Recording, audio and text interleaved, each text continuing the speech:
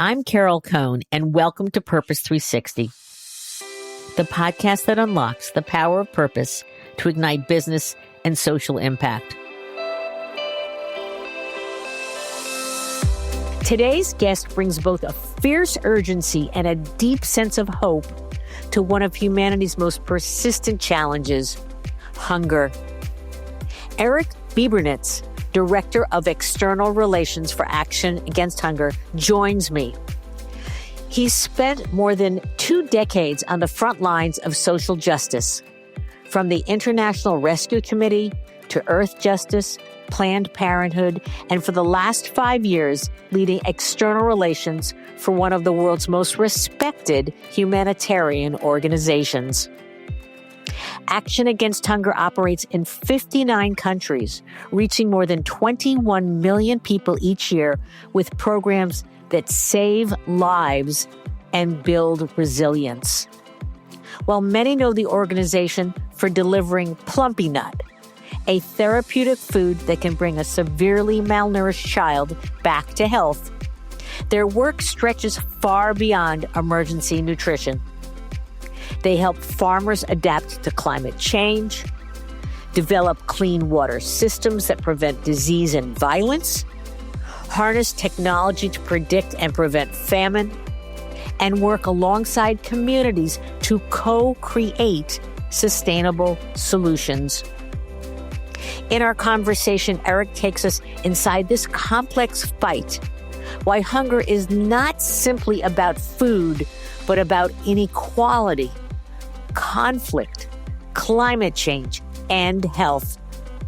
As you'll hear, ending hunger isn't just possible, it's one of the smartest investments we can make in a better future for all. So let's begin. Welcome to the show, Eric. Thank you so much, Carol. It's a pleasure to be here. And this is my favorite thing, being able to talk about the great work that Action Against Hunger does around the world. So this is a total pleasure to me.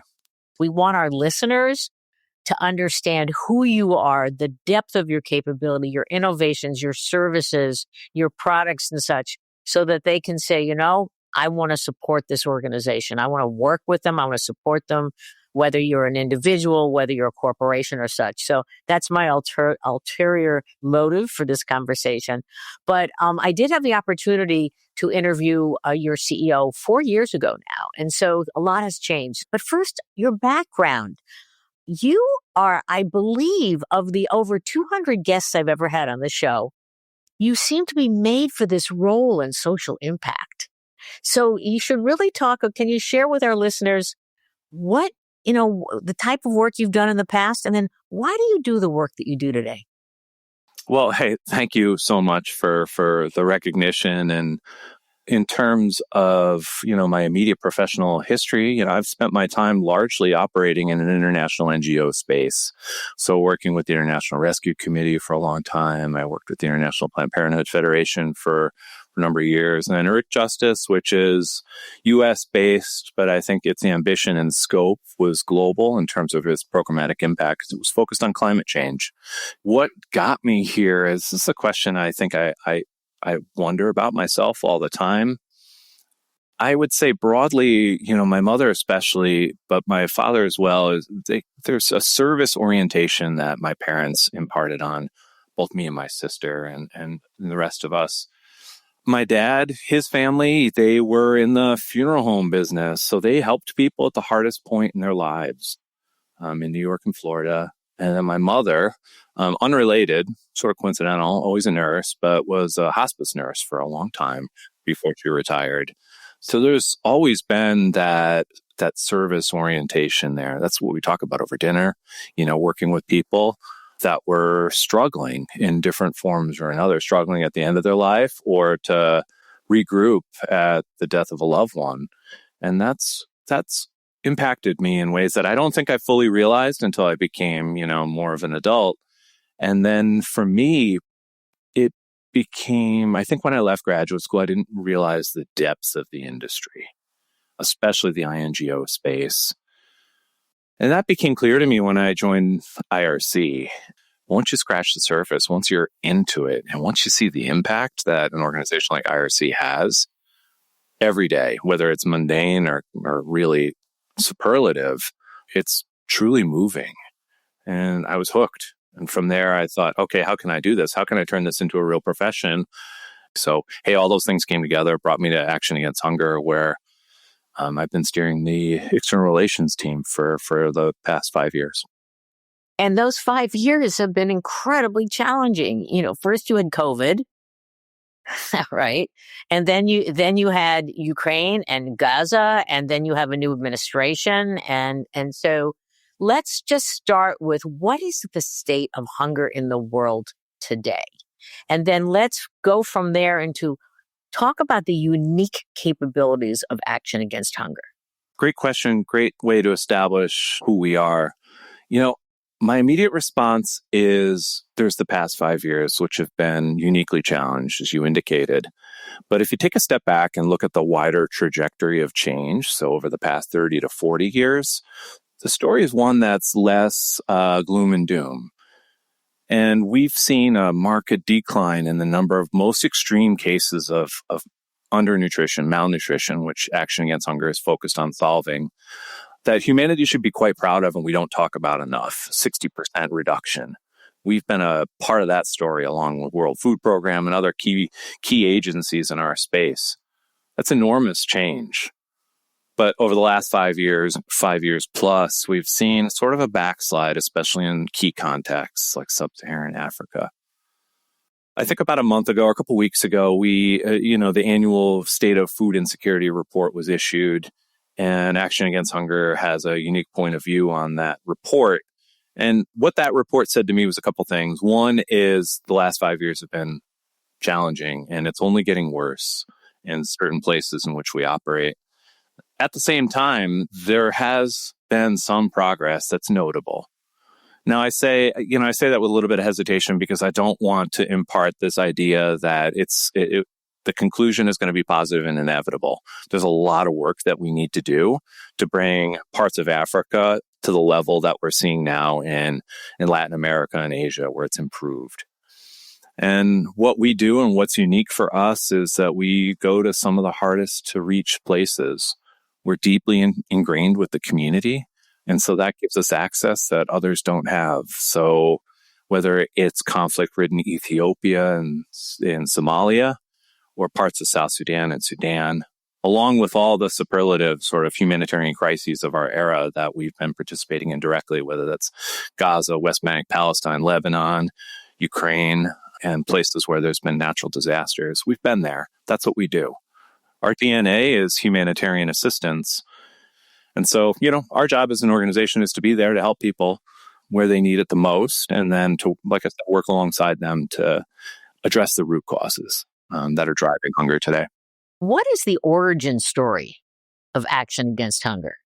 Yeah, so we have a beautiful origin story. It was concerned citizens, scientists, intellectuals, public figures in France in the late 70s, appalled by what they saw happening and play out in Afghanistan.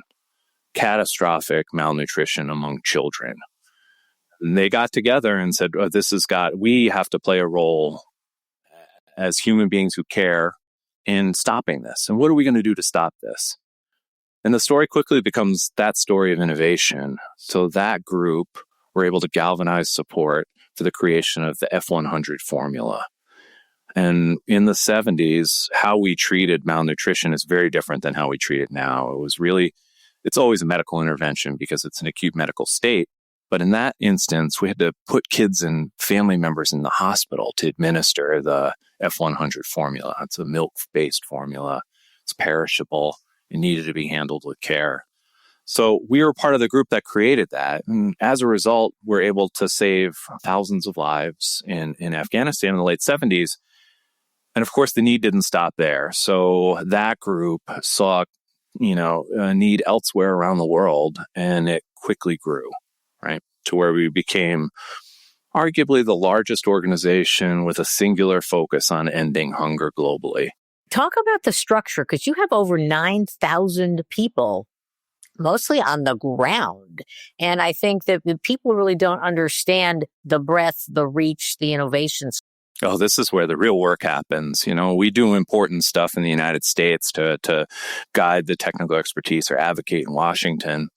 But those 9,000 employees, the vast majority of them are from the countries in which they work or neighboring countries. We're not talking about an expat population. Overall, we say 95%, but in certain contexts, it's nearly 100%. It's the only way that we get things done. There are people that have been born and raised in a community and now are working on behalf of Action Against Hunger to support their brothers and sisters who are, in harm's way in that particular moment. It's the true shining star for Action Against Hunger's business model and allows us to operate in those 55 plus contexts. It takes a while to build local capacity, but we feel like we also offer technical expertise that's grounded in history and sort of those lessons learned from other communities that enable us to scale up quickly to deliver in ways that are effective in a local context. And this is where our technical expertise is something we're quite proud of and has really been a guiding light for the organization since its inception. And so when I imagine what makes our work truly unique, it's the two levers, the humanitarianism and long-term development root cause, addressing the root causes, but underpinning that on a deep and fundamental level is this commitment to innovation and change.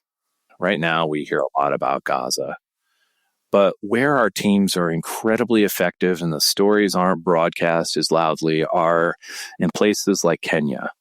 We've been operational in Kenya for a long time. Most of our staff are Kenyan or have lived in Kenya for a long time, close to the community.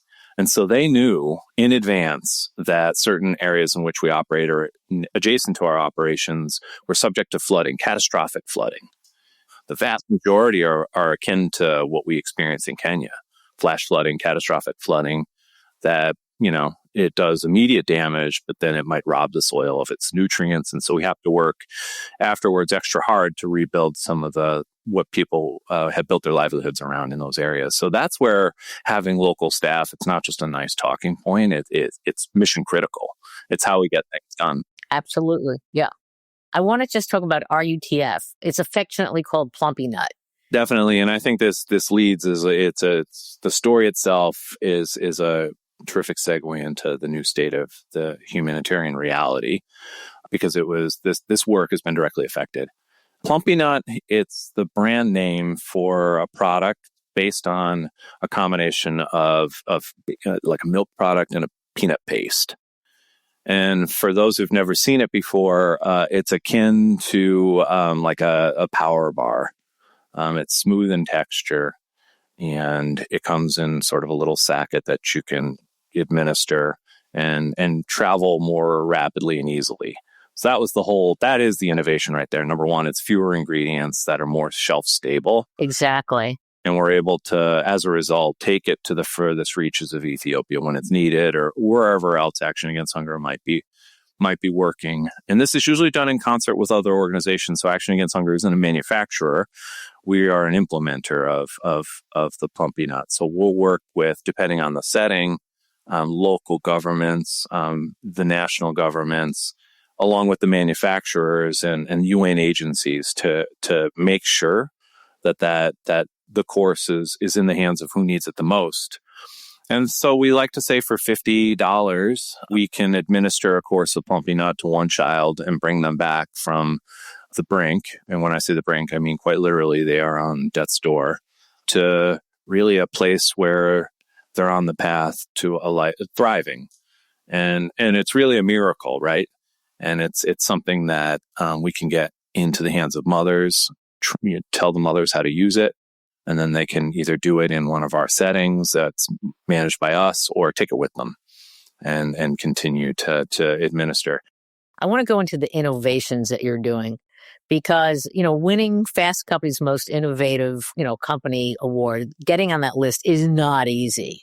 And I think it would be very surprising to our listeners and our viewers that you've created things like a GPS for goats. I mean, you're also on the agricultural side. You're not just about, dealing with malnutrition. Yeah, I appreciate that. And the GPS for goats is by far the most colorful example that when we talk about it, people really latch on because it's beautiful. What it does in its simplicity uses sort of satellite technology to help guide herders to the arable land or water points more effectively, especially in a drought situation. So we're able to look from the sky and get it to the people who the information that the people need it, and then they drive their herds in the right direction.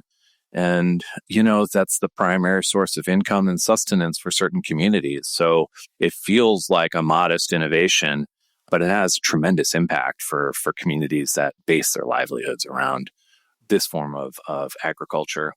Yeah, it's important work. But the wider point here is that I think people often associate, innovation with, especially now, AI, machine learning, LLMs.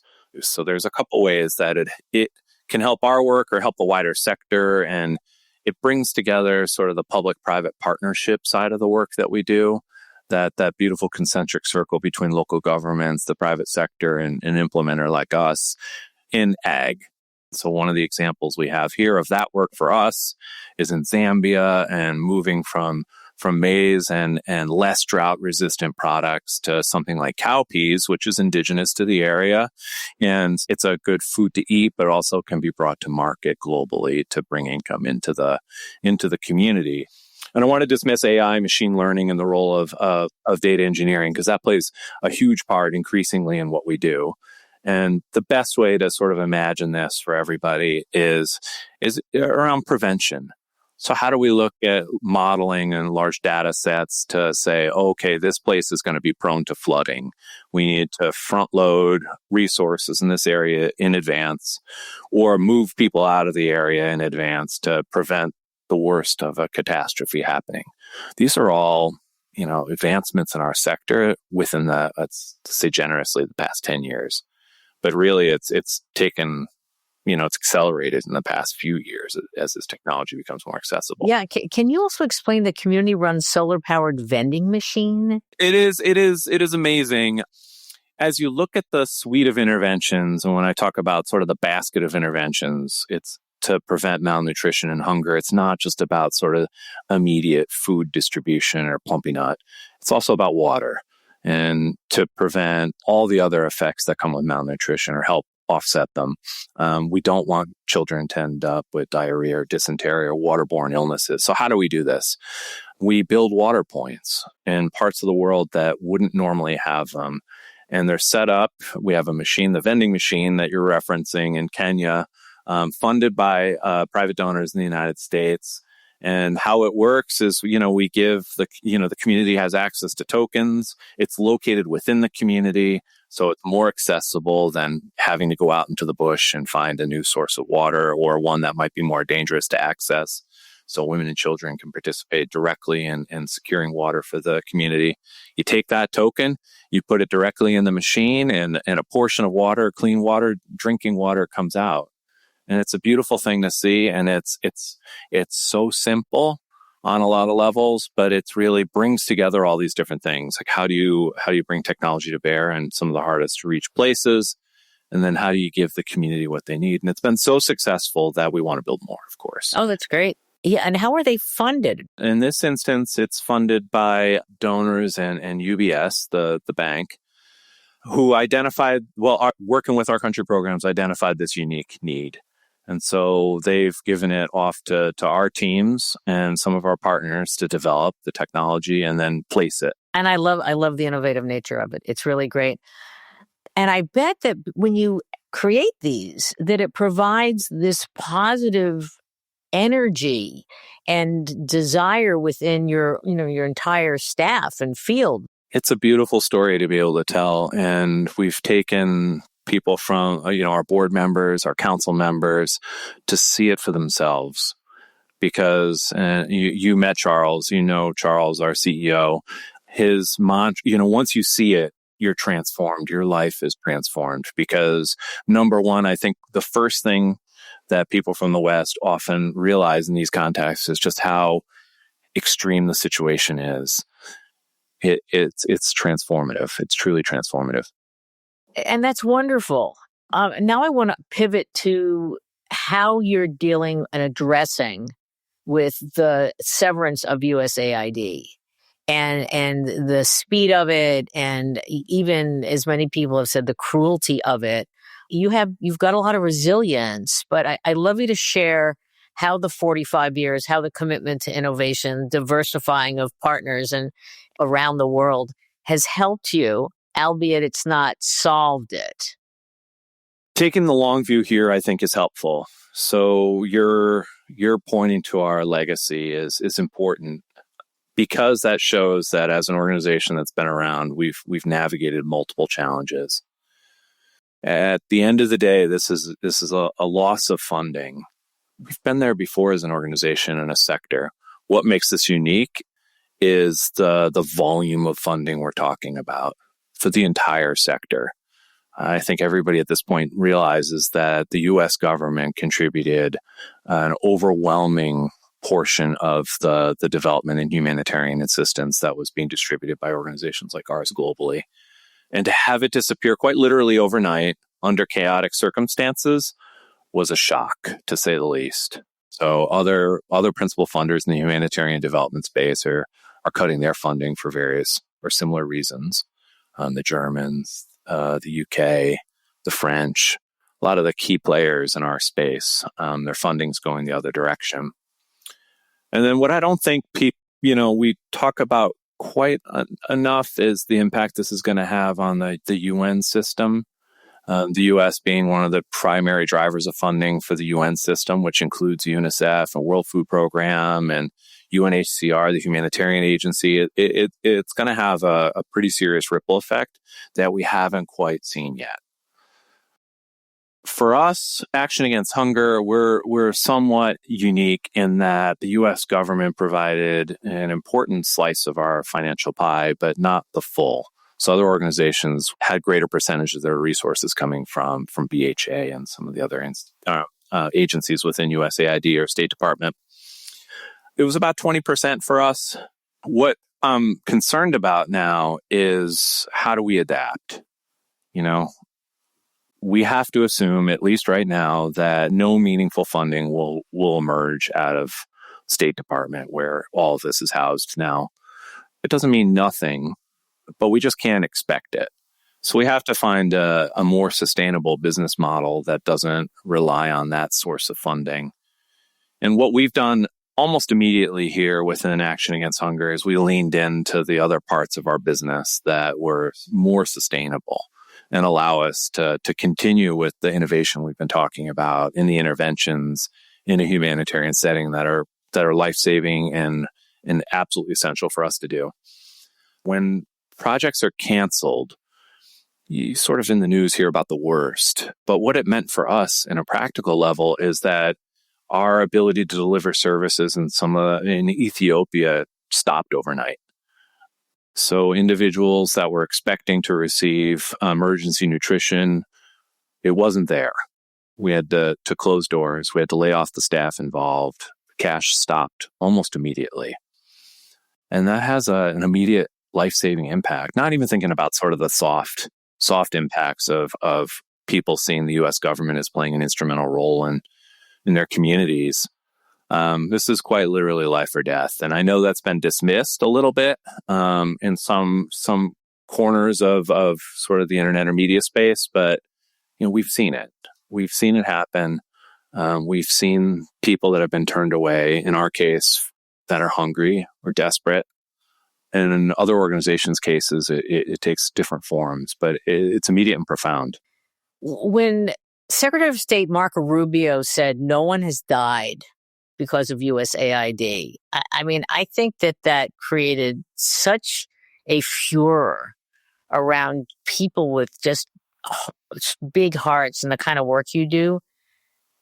How did Action Against Hunger answer that in some way to your current donors? Hey, so one of the challenges for Action Against Hunger is that we, by our very nature, are not a political operation. So we are aware of all these comments being made and have our unique perspective from on the ground that was telling us the exact opposite. But our feeling is to sort of let the politicians sort out the aftermath, because our job is to put our heads down and continue to deliver our services in the best way possible. That's our job. We have to be uniquely careful to ensure that, number one, our staff are safe, and number two, we're able to do the work that we need to do and that we've committed to the communities to do. That's beautiful and very, very smart. I'm also love to hear from you again, since you've got the folklore background. One or two stories. I mean, you've been with the organization for over 5 years. One or two that have just touched your heart so much that you like to share when people say, "Hey, Eric, what do you do?" One of those for me is we now have a pretty established partnership with IHG, Hotels and Resorts. And myself and the team went to Atlanta to work directly with that team to find out ways, to work together to activate that partnership. And in one of our calls with the team in Atlanta, we got back this wonderful piece of feedback, which was a person from one of their properties in Chicago contributed directly to Action Against Hunger and then told them, "I did this because Action Against Hunger was there for me when I needed it the most in the Balkans. And when Action Against Hunger helped them, and now they're in the United States, now they're working for a large prominent company and moved to give back." And you hear that, and that's the full circle. That's what you want. You want to be there when people need it the most, and then find out that it's not just an endless cycle of support, that it set them on a path that brought them to the United States, brought them to a large company, and then put them in a position where they can contribute back to us. That's nice. It's beautiful. It was really a beautiful thing for me to hear. The rest, other stories, there's so many that you find so, I've been doing this for a long time, and one of our challenges within the sector is not becoming immune and callous to the imagery and the things that come your way, things that don't necessarily make it to the public. You find ways to navigate it. Still, there are stories that break through and move you. I'm a parent now, and so I see the world in a different way, like every other person who has a kid. And we had a video that the team produced about, I think it was a young woman or girl in Somalia or Ethiopia. And the video came my way for approvals, and I was watching it with my wife. She was in the room at the same time. And we went through the story of, you hear a child crying. The child and its mother came into a feeding center in Ethiopia looking for support in their darkest moment. And the doctors and the community health workers in Ethiopia were able to administer, again, Plumpy'Nut to a kid. And it's a story that we tell so many times here, but in this particular telling, it was hard to watch. And it's a positive story. You watch this kid come in, you hear the crying. You hear the crying above all else in a quiet space. And it's unnerving. It moves you. It moves you as a parent. You imagine your child there. And through Action Against Hunger, she came through. She was revived, looked healthy. Her skin was clear. It was amazing to see. And this is all done in a cut up video, 1 minute long, effective story for us. But sometimes, I guess my point here is that it's those sort of mundane stories find a way to grab you sometimes. Mundane in the sense that Action Against Hunger sees these all the time, that thousands of them all over the world all the time. But through effective storytelling, they break through. And they broke through for me for my own reasons, but they break through others too. Beautiful. Thank you. This has been a phenomenal conversation. I know that we have some of our listeners and viewers who say, "I want a job like Eric's." I really, you're using all parts of your head, your heart, your hands, etc. You're deeply involved. What's your recommendation to a young person? They're getting their degree, bachelor's or a community college, or they're working for NGOs, they haven't gotten a degree. What's the trajectory? What should they be focusing on? That's a great question. For my role in particular, I might have one answer. For the sector, I would probably have another. You can do both. For the sector, I'll start there. My advice to young folks or grads or those who are in a position to do this is to work internationally. Find a way to be there on the ground in a challenging context. Not to parachute in or sort of be the passive onlooker, but to experience it, to see what it's like, to build your capacity to be empathetic. It's important. And it's also important for if you're going to build your knowledge base from there. So I would say start there. For my line of work, there's so many different paths to get to where people probably want to go. But what I often say to our junior staff in particular that come in is look elsewhere. Can you try within a foundation? Can you become a program officer within a foundation and help allocate resources, not just Action Against Hunger, but to the wider sector to help make change? What about B Corps and sort of the CSR teams? There's different ways to sort of have an impact.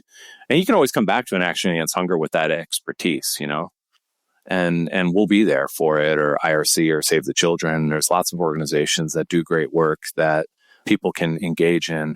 But that's it. I find that my advice, especially early career, is just gain the experience in the way that gain it. Yeah, that's what I say. Yeah, for sure.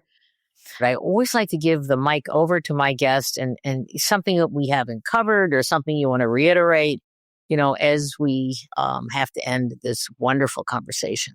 I think we right now are uniquely focused, humanity is uniquely focused, North Americans, people in New York, on what's not working. I hope that we've given examples here of what is working or what has the potential to work better.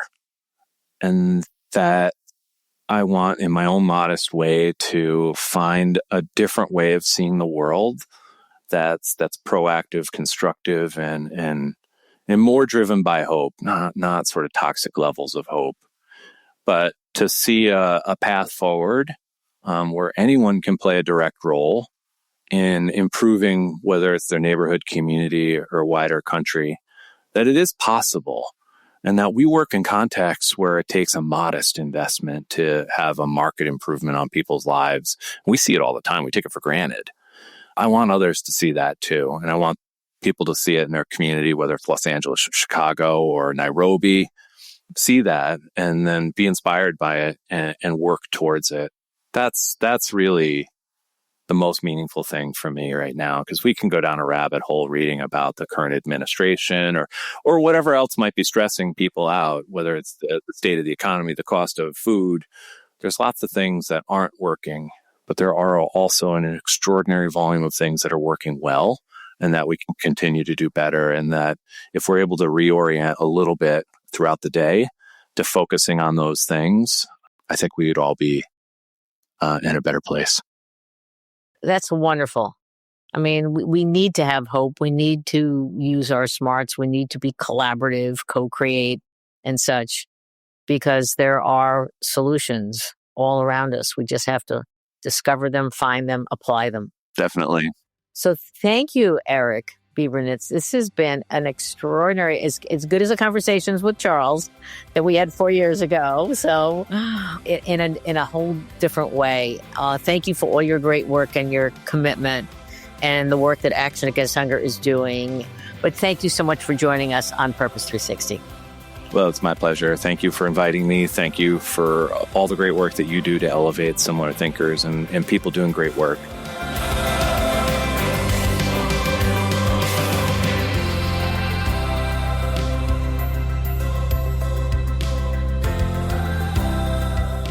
This podcast was brought to you by some amazing people, and I'd love to thank them. Ann Hundertmark and Kristen Kenny at Carol Cone on Purpose, Pete Wright and Andy Nelson, our crack production team at True Story FM, and you, our listener.